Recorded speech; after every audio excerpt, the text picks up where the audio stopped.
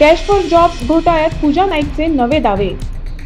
613 अर्जांची वसुली, 80 जणांना दिले जॉबचे आश्वासन।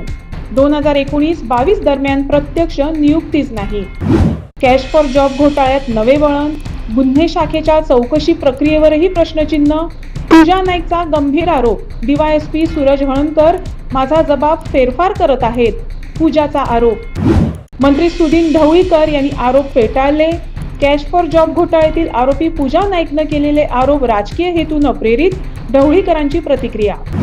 कॅश फॉर जॉब घोटाळ्यात ढवळीकरांना लक्ष करण्याचा प्रयत्न, मगो प्रमुख दीपक ढवळीकरांचा दावा। रेल्वे अंडरपास प्रकल्पासाठी सरकारी विभागांची संयुक्त बैठक। 17 तारखेपासून 5 दिवस रस्ता बंद, रस्ता रुंदीकरण, ड्रेनेज आणि वीज कामेही एकाच वेळी। वाळपई रेड्डी घाट येथे मुख्य जलवाहिनी फुटली, पाणी पुरवठा विस्कळीत, जलवाहिनी दुरुस्तीसाठी पाणी विभागाचे पथक कार्यरत।